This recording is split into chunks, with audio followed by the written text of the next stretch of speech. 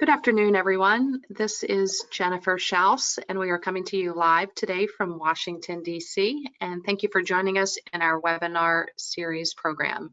On Fridays, we cover the procurement playbooks, and this is a program where we run through the federal agencies and departments that have FAR contracting nuances, and we go through the contracting opportunities within those departments and agencies. So thank you for joining us today.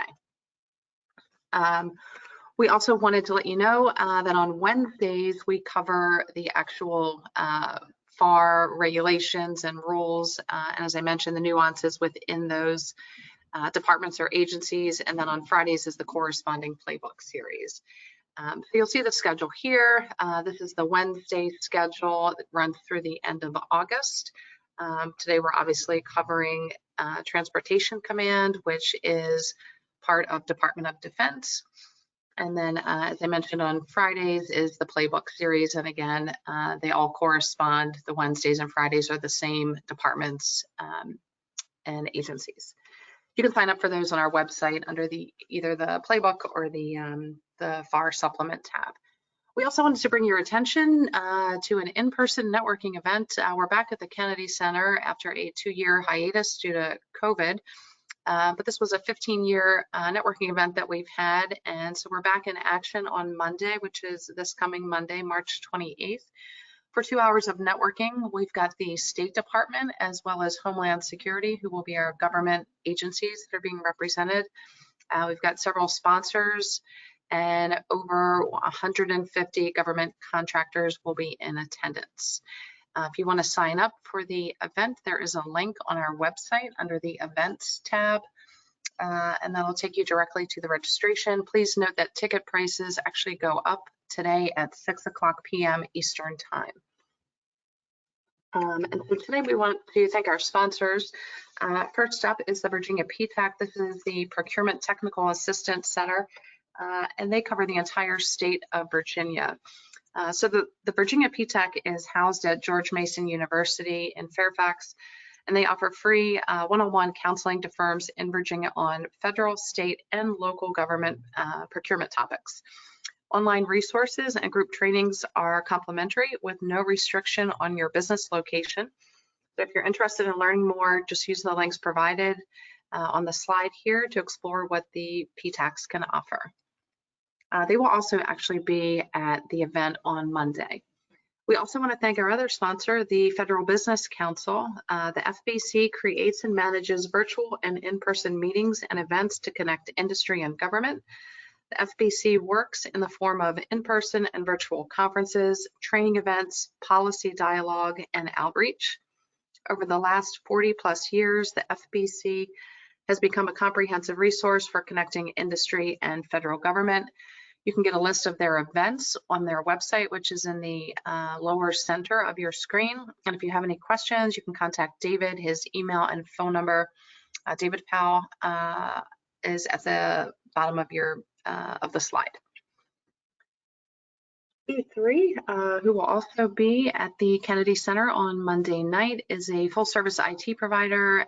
They work with defense contractors, helping them to achieve CMMC, which is the Cybersecurity Maturity Model Certification. And they also work with DFARS and NIST 800-171 compliance. If you've got questions, you can send an email to info@c3isit.com or use the phone number that's there on the lower left-hand corner of the screen. Thanks again to C3. We also want to thank Daston, Cloud First. Daston is an IT cloud solutions provider working with corporations, the military, and government agencies to lower their cost, increase scalability, improve operational efficiency, and meet compliance regulations using targeted cloud-based solutions. Daston is a certified partner of Oracle NetSuite, a premier tier Google Cloud partner, and a certified partner of Cisco, Virtue, AODocs, and Authenticate. For more information about Daston, you can contact Joe Alston or visit the website. Joe's contact information is in the lower left-hand corner of your screen. So thanks again to our sponsors. And the reason we're here today, as we mentioned, is we're covering the playbook or doing business with US Transcom. who again falls under Department of Defense. And our panelist today is Artisha Meehan from GovSpend. Artisha, thank you for being with us and participating with us this year in the series. It's always great to have you with us. And I believe we do not have a government speaker today, so I will cover that piece. And Artisha, I will be quiet and just let me know when you're ready. Cool. Thanks so much. Thanks, Jennifer. It's always a pleasure to be here along with you and on this Playbook series. So thanks for inviting us to join you. Next slide. So my name's Artisha Meehan, and I am the Senior Product Manager at FedMind, which is now a GovSpend company. FedMind's mission is simple. It is to, bring accurate information, clear transparency, and clear accountability to the world of federal contracting. We actually integrate 18 federal data sites into one easy-to-use platform, which really allow, excellent reporting and analysis, which was not previously possible. We are now part of GovSpend, which is the largest provider of data and purchase orders on the SLED side. So it's really good to be part of a company that does both SLED and federal. So next slide. So I always like to start with talking about what is the mission of the organization or the agency and its priorities, because frankly, that's how it sort of really does determine how the agency is purchasing, might have purchased in the past, how's it going to purchase in the future. So with the U.S. Transcom, I think that statement by General Jackie at the bottom really says it all, that they will always remain ready to fight, deliver, and win. So it sort of really sums up what they do. And in terms of their priorities, again, Jennifer, if you could go to the next slide. It's really summed up here, and I've sort of provided a link to that document. So feel free to open the links during this in this presentation. It talks about being ready now and for the future, empowering a resilient warfighting team. Cyber, of course, is a major priority across all agencies. And then, of course, create a decision advantage. So I wanted to make sure that I mention this and also provide that link to the document. So next slide. So let's sort of understand how has this agency done, because we really want to understand the trends within an agency, which really help us understand what could be coming out of that agency and sort of try and predict the future.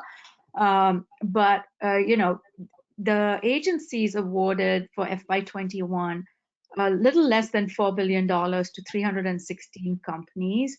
That is a drop of almost 10% from the previous fiscal year, which was $4.4 billion. You also can see in terms of contracts awarded to small business, it's a little more than 21%, which is pretty good. Next slide. And this time I thought I would also add on a little bit about, while we're looking at the numbers of the 3.9 billion, it's based on Transcom being the contracting office, but it also gets to be important to understand where's the funding coming from. Many times you'll have funding coming from other agencies, but I think it always helps as you further delve into the numbers and you trying to focus in where you should be putting your energies. Understanding where the funding is coming from is also important. So these are just some of the top funding agencies. So I just thought I would share that with all of you too. Okay, so next slide. When we start looking at how's an agency awarding its contracts, I think it gets to be important to see not only who the top companies are, because this is where you have the ability to also create your teaming relationships, your subcontract relationships, depending on your company's strategy, or you could create the strategy. But right here, you could easily see with the with FedEx and UPS, definitely transportation and logistics is the primary aim, mission of the agency, and it clearly reflects in the companies that it's working with. It's also interesting to see who are the small businesses that they are working with. And not only do you have your logistics, but you also have a few aviation companies that I believe are involved in, other types of transportation and charter type of contracts. So always nice to see that mix. Next slide. In terms of looking at the NAICS codes, again, a lot of transportation type of NAICS codes that are being used, including deep sea freight transportation, and some marine cargo handling also. So that's an interesting mix. You do see a little bit of computer programming that is used, or contracts being awarded. And this is looking at the entire Transcom as a whole. And for those of you who've heard me before, I'm always going to say, keep looking at the PSC codes, because a lot of times they give a much better view of what the service or the contract requirement is. So again, a lot of transportation, either by vessel or air charter or air freight. So good to see that better breakout of what that spend really is for. Next slide. So let's now talk a little bit about what's happening in the small business. What are the small business contracts that the agency is awarding? We said about 21% of their total contracts are awarded as small business contracts. So in the last fiscal year, we had $827 million that were awarded to 142 companies. And you could see in terms of set asides, how much has been set aside by small business, how much has gone as SDVOSB set asides, as also women-owned small business set asides, which is always good to see. Next slide. So let's further go into understanding, of course, who are the top prime contractors within the small business, which we did cover in the previous slide. But let's look at these NAICS codes specifically for small businesses. And this is where you start seeing a lot more of the computer programming, computer system designs, facility management services, a lot of the engineering services, and the administrative management services, which are all being awarded to small businesses. So it's always nice I think it's always not only nice, but I think it gets to be very important to understand how are the contracts being awarded based on your socioeconomic status, whether you're a small business or not, and just getting into that detail. So next slide.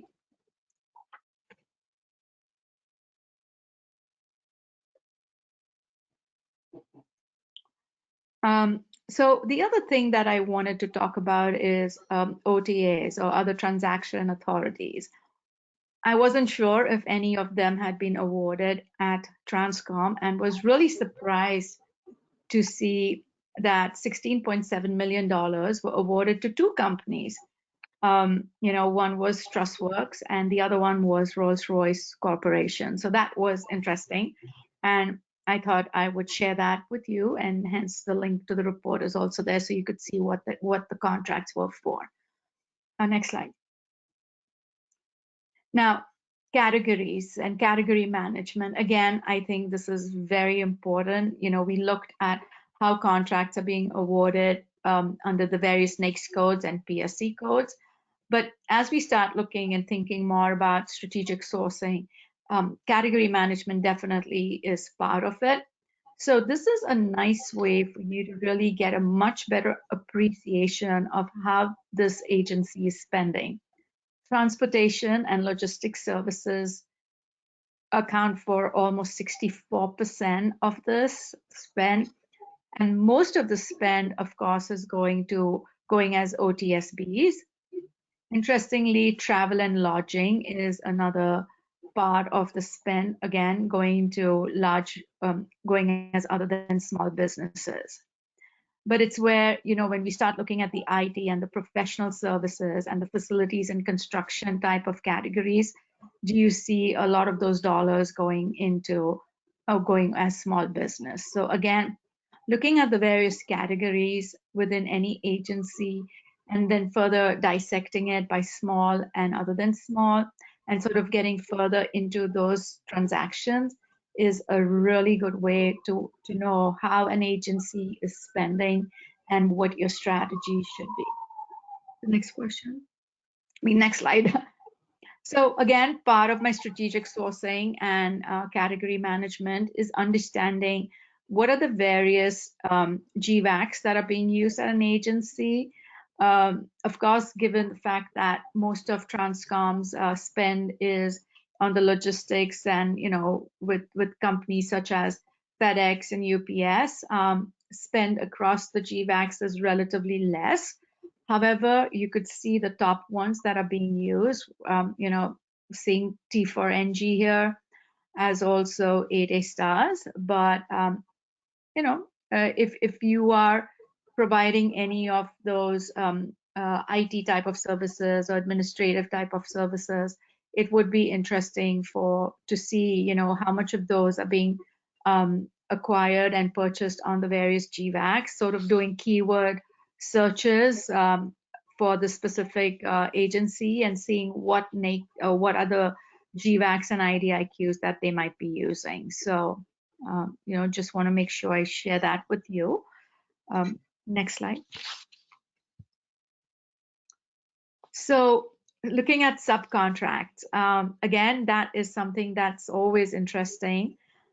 We have, and this is really looking at subcontracts that have been reported in FSRS that flow into USA spending. So we pull our subcontract data from USA spending, and you could see that for FY21, I have about $120 million in subcontracts that were reported by 4 primes to 59 subawardees.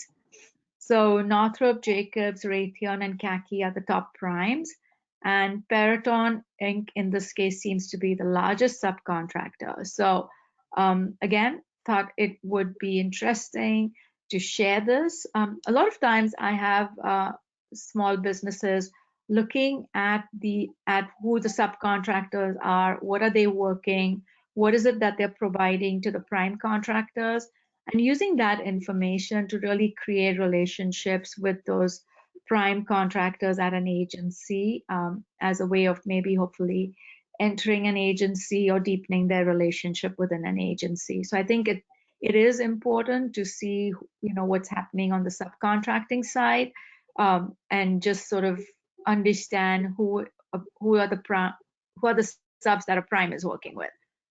So next slide. So when we start talking about opportunities, the most successful companies are those that are not only looking at and understanding a specific agency, their priorities, their mission, and sort of understanding what could the new opportunities be based on the new initiatives and funding, of course. But then you also have contracts that are expiring that could be recompeted. So you really want to be looking at both. And of course, we have SAM.gov, and I would say looking at the pre-solicitations and the sources sought notices are really important, and you definitely need to track those because that's really how an agency is doing its market research. So absolutely, please respond to those if they fit in with what you're doing. But looking at the budget and program information also is super important. And then, of course, creating an expiring contract search just based on what you do. This is where I always encourage companies to get as specific as they want to, as they need to. Use your keywords, use competitors, see, if you're on specific IDIQs and GVACs and BPAs, then use that as a filter and just sort of get a good understanding of all the programs, everything that could be expiring, and then what is it that you want to focus on, and use that as you create your relationships, either with the agencies or the existing primes. If you are an 8A, of course, start putting in, when the 8A expiration dates, so that you could further create those relationships with those 8As. So next slide. So looking at, the expiring contracts just that were awarded as other than small business, we have almost a little less than $300 million of contracts that are expiring in the next 12 months. And interestingly, the NAICS codes are more of computer facilities management and administrative management. So that's an interesting mix right there. Next slide. Here's a list of the top contracts that are expiring that sort of make up those numbers, and contracts from Jacobs, Raytheon, Pricewaterhouse, all expiring in the next 12 months. So that is interesting to see. A couple of them are on GSA schedule. So again, that's helpful as you're sort of trying to see if there is any way for you to go after those contracts and that work within the agency. So next slide. And then when we start looking at the contracts that are expiring for the small businesses that were awarded as small businesses, I have about 245 million, almost the same, that's expiring. And here's the list of your top companies with the contract numbers. Berry Aviation very much up there. So as also Amex Defense and Segu Technologies, some of them on GSA contracts, most likely might be Oasis too, if I'm thinking about the various GVACs that have been used also. So I'll keep that in mind. Again, this information is there to help you understand what's coming up, allows you to delve deeper into the types of contract work and task orders that are under this type, under the main contracts, and help you create your relationships and with the agencies as also the current prime holders. So next slide. And then again, this is me showing you, what are the set-asides that were used for small business. We do have some contracts that were also women-owned small business set-asides, as also 8A and hub zones. So interesting to see those mix of contracts that are expiring. And then looking at your various NAICS codes gives you a good understanding. Again, are you in those NAICS codes, but could be, but what is the work that's really being done under those various NAICS codes? So next slide. So then let's have a look at your top opportunities that are released at this point or are open. And I ran this search a couple of days ago, but these are your major open solicitations out there. And most of them, a couple of them did expire yesterday and today, so sorry about that. But just track them. In this case, I specifically put in the contracting office as the solicitation number, and just so that I could be focused only for the Transcom open opportunities. So I wanted to make sure I showed you that. And then the next slide. The next slide are links. So I did go to Transcom's website, and they do have their entire procurement forecast out there. So I have put a link to that for your quick look. And also, of course, looking at the budget. In this case, the link will take you to DoD's budget, but I would absolutely encourage you to go through and see what has been specifically budgeted for US Transcom. And I think that's it for me. Of course, if you have any questions, feel free to reach out. Thank you. Great. Thank you so much, Artisha. It was great information and some good points for small businesses who want to do business with US Transcom. and lots of good links. So we'll get the slides out to everybody later. Unfortunately, we do not have a representative from the government for today's presentation, but we do have some links here to the main agency here for Transcom, which again is part of Department of Defense, a link to the Small Business Office. Unfortunately, we weren't able to come up with the acquisition forecast. It might be buried within DoD somewhere. So here's a screenshot of what you'll get when you go over to the transcom.mil website. On the right-hand side, I'll bring your attention to the small business section. And they've got some links there that could be helpful. Actually, there is here on the left-hand side, the procurement forecast under acquisition information, which we did not include the link for, but and then the SBA scorecard, which is going to show how Transcom did with awarding contracts to small businesses. Artisha went through most of that information pretty clearly and concisely. And I believe that wraps up what we have for today. So again, thank you, Artisha, for providing some great information. And just a reminder that we'll be at the Kennedy Center on Monday night, 5:30 to 7:30 for networking. You can, the link to get tickets for that is on our website under the events section. Artisha, any final words here before we close out? No, I think I wish all the companies who are on, much success. Super. Okay. Well, thanks everybody for attending. Thanks, Artisha, for a great presentation, and we'll see you guys next week for more procurement playbooks and FAR supplements. Enjoy the weekend, everyone, and we'll get the slides out to you shortly. Thank you. Bye. Thank you.